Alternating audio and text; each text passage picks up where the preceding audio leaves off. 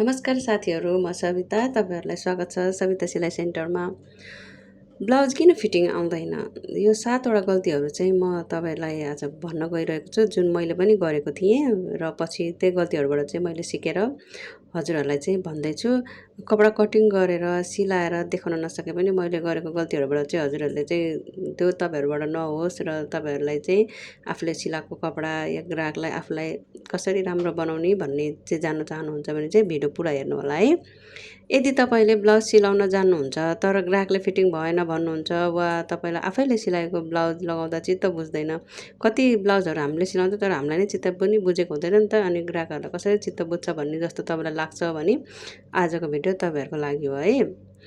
म पनि धेरै वर्ष सिलाइको अनुभव छ, 5-6 वर्ष भइसक्यो मैले पनि सिलाइ गरेको होइन। अहिले 2 वर्ष चाहिँ म विदेशमा भएर गरेको छैन। अनि जुन गल्ती चाहिँ मैले गरेको थिएँ जसले राम्रो ब्लाउजलाई पनि बिगार्न सक्छ क्या, त्यसैले भिडियो अन्तिमसम्म हेर्नु होला है। 1 नम्बरमा चाहिँ हामीले के गर्नुपर्छ भने नाप चाहिँ लिँदा हुने गल्ती हुन्छ नि, जुन हामीले नाप लिन्छौँ त्यो गल्ती भयो भने पनि हाम्रो ब्लाउज बिग्रिन्छ है। ब्लाउज राम्रो बन्ने पहिलो आधार नै सही नाप हो क्या। हामीले ब्लाउजको नाप लिँदा चाहिँ छाती, कम्मर, काँध, गला अनि यो काखीको आमुल भन्छ है, त्यसको लम्बाइ सही नापिएन भनेपछि पनि सिलाइ चाहिँ फिटिङ आउँदैन क्या। त्यसैले नाप्दै हुनुहुन्छ, कपडाहरू नाप्दै हुन्छ भने चाहिँ एकदमै हतार नगरिकन नाप्नु होला है। मजाले सबैतिरको नाप लिएर चाहिँ नाप्नु। पहिलो नम्बर त नाप लिन गल्ती भने हाम्रो ब्लाउज बिग्रिन्छ। अनि दोस्रो नम्बरमा कपडा काट्दा चाहिँ हामीले चकले चिन्ह नलगाउनु, अन्दाजको भरले कटिङ गर्नु, त्यसरी पनि कपडा बिग्रिन्छ। धेरैले चाहिँ नाप लिइसकेपछि सिधै काट्न थाल्नुहुन्छ, तर पहिले चकले सबैलाई लाइनमा स्पष्ट बनाएर मात्र काट्नुपर्ने हुन्छ। हामीले चकले लगाएर र एकचोटि ड्राफ्ट गरिसकेपछि चक लगाइसकेपछि फेरि त्यो भयो कि भएन भनेर चाहिँ हामीले दोहोऱ्याएर हेर्नुपर्छ क्या। एकचोटि फेरि त्यो कपडा काटिसकेपछि त जोड्न सकिँदैन, बरु अलिक ढिला होस् कपडा काट्नलाई, तर यो नाप सही छ कि छैन भनेर चाहिँ दोहोऱ्याएर चाहिँ हेर्नुपर्ने हुन्छ है। 2 नम्बरको कुरा यो भयो। अब 3 नम्बरमा चाहिँ हामीले ब्लाउजको चाहिँ सही डट हुन्छ नि, त्यो डट सही बनाएनौँ भने पनि हाम्रो ब्लाउज चाहिँ एकदमै राम्रो देखिँदैन क्या। डट नै ब्लाउजको चाहिँ एकदम सुन्दर देखिने र फिटिङ आउने चाहिँ डट नै हो। डट धेरै माथि तल वा बाङ्गो भयो भने पनि ब्लाउजको फिटिङ चाहिँ बिग्रिन्छ। मैले पनि यो धेरै गल्ती गरेको, मैले पनि यही गल्तीबाट सिकेको। त्यसैले डटको लम्बाइ चौडाइ चाहिँ विशेष ध्यान दिनुपर्छ है। त्यसपछिबाट काखी, मेन कुरा त हाम्रो ब्लाउजमा काखी र बाउला मिलेन भने त ब्लाउज त बिग्रियो भनेर जाने हुन्छ है। त्यो काखी र बाउला चाहिँ हाम्रो एकदमै मिलेको हुनुपर्छ। यदि काखी र बाउलाको नाप मिलेन भने हात चलाउन नि गाह्रो हुन्छ। कसैलाई काखी च्याप्पिन्छ, कसैलाई बाउला तन्किन्छ। त्यसैले यी 2 भाग चाहिँ एकदमै मिलाएर चाहिँ सिलाउनु आवश्यक हुन्छ है। अब 5 नम्बरको है त, 5 नम्बरमा चाहिँ साइडको सिलाइमा हतार नगर्नु। हतार गऱ्यो भने पनि साइडको सिलाइ चाहिँ पहिले धेरै टाइट सिलाउनु भयो भने पछि फुकाल्न गाह्रो हुन्छ। त्यसैले पहिले हल्का सिलाउनुहोस्, बरु पछि आवश्यक पर्यो भने त्यसलाई ट्राई गरेर पनि त एकचोटि गरिसकेपछि फेरि फिटिङको सिलाइ लाउन सकिन्छ नि त है। त्यसरी चाहिँ ब्लाउज सिलाउँदा चाहिँ हतार गर्ने होइन। अनि जति हामीले ब्लाउजहरू सिलाउँदै गर्छौँ नि त्यसको चाहिँ आइरन पनि गर्नुपर्छ। त्यो चाहिँ 6 नम्बरमा भन्छु है म। 5 नम्बरको चाहिँ साइडको सिलाइ हुन्छ नि, जुन फिटिङको सिलाइ चाहिँ हतार नगरिकन नापेर ठ्याक्क छाती अनुसार छ कि छैन, कम्मर अनुसार छ कि छैन नापेर अनि चिन्ह लगाएर मात्रै फिटिङ गर्नुहोस् है।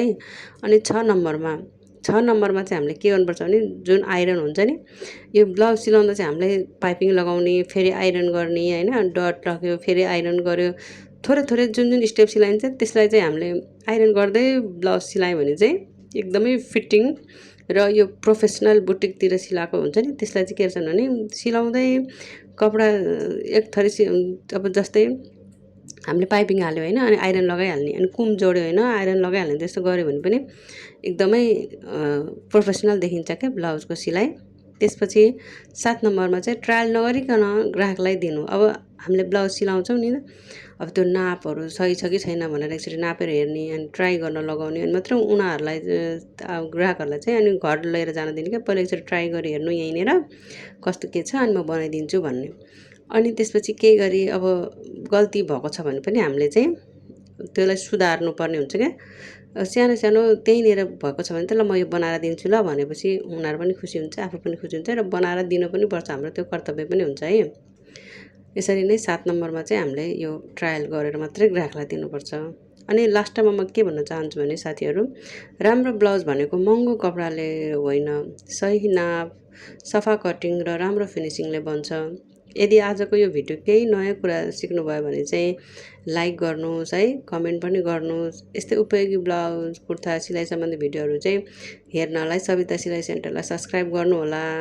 म नयाँ नयाँ भिडियोहरू लिएर आउने कोसिस गर्दैछु। अहिले मैले तत्कालै नयाँ भिडियो मिसिनमा बसेर सिलाइ कटाइ गरेर दिन नसके पनि मैले गरेको गल्ती, मैले सिकेको कुराहरू चाहिँ हजुरहरूलाई चाहिँ सामुमा भन्नेछु, हजुरहरूको सामुमा राख्नेछु। सधैँ कटिङ गरेर मात्रै पनि सिलाइ सिकिँदैन होइन, मिसिनमा बसेर पनि सिलाइ सिकिँदैन। कति अनुभवहरू सुनेर हजुरहरूले त्यसबाट सिकेर पनि हामीले चाहिँ सिलाइ सिक्न सक्छौँ क्या।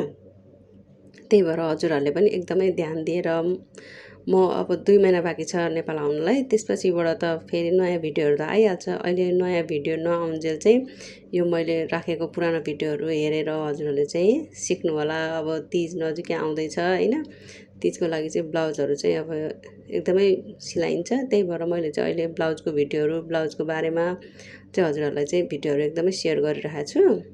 त्यही भिडियोहरू चाहिँ हेरेर लाइक, कमेन्ट, सेयर गरिदिनु होला र सधैँ मलाई साथ सपोर्ट पनि दिँदै गर्नुहोला। कमेन्टहरू चाहिँ तपाईँलाई जस्तो जे लाग्छ, तपाईँको मनमा जे छ त्यही कमेन्ट पनि गरिदिनु होला है। मेरो भिडियो कस्तो लाग्छ हजुरहरूलाई कमेन्ट गर्न चाहिँ नबिर्सिनु। म हरेक कमेन्टको चाहिँ रिप्लाई पनि दिनेछु है। र यस्तै यस्तै म हजुरहरूलाई चाहिँ जानकारीमूलक भिडियोहरू चाहिँ म हाल्ने कोसिस गर्दैछु। पछि 2 महिनापछि नेपाल आएपछि चाहिँ फेरि सिलाएको भिडियोहरू चाहिँ हजुरहरूले चाहिँ भनेको अनुसारले म सिलाइको भिडियोहरू दिन्छु। र मैले यस्तो सोचेको छु कि म नेपाल आएपछि चाहिँ अनलाइन क्लास पनि सुरु गर्छु कि भन्ने सोच छ। हेरौँ अब नेपाल गएपछि के हुन्छ। म अनलाइन क्लास लिएर अनि अनलाइन क्लास पनि स्टार्ट गर्ने सोचमा छु। त्यो चाहिँ अब नेपाल गएपछि हुन्छ। अहिले चाहिँ अब नेपाल आउन 2 महिना बाँकी छ। ल हजुरहरूलाई चाहिँ धेरै धेरै धन्यवाद। मेरो भिडियो मन पराइदिनुहुन्छ, कमेन्ट गरिदिनुहुन्छ। त्यो कमेन्ट चाहिँ म दिनकै हेरेर रिप्लाई चाहिँ दिइरहेको हुन्छु। धेरै नयाँ साथीहरू नै जोडिनु भएको छ र तपाईँहरू जोडेर यो च्यानलमा चाहिँ आउनुभएको छ। एउटा भिडियो हेरेर कुनै पनि भिडियो हजुरहरूलाई चाहिँ राम्रो लागेको छ र हजुरलाई चाहिँ काम लागेको छ भने च्यानललाई चाहिँ सब्सक्राइब गर्नुहोला ल। सब्सक्राइब गऱ्यो भने चाहिँ के हुन्छ भने मैले जुन भिडियो हालेँ नि हजुरहरूले चाहिँ पहिल्यै थाहा पाउनुहुन्छ कि यो च्यानलमा चाहिँ भिडियो आइसकेको छ भनेर। यसरी नै साथ सपोर्ट चाहिँ नछोड्नु होला, माया दिनु होला। सबैलाई धन्यवाद, धेरै धेरै माया सबै दिदीबहिनीहरूलाई। र ह्याप्पी तीज। तीज आउँदैछ। तीजमा चाहिँ राम्रो राम्रो ब्लाउजहरू सिलाउनु होला, आफूलाई पनि सिलाउनु होला र कस्टमरलाई सिलाएर खुसी राख्नु होला। आफू पनि खुसी बस्नुहोस् है।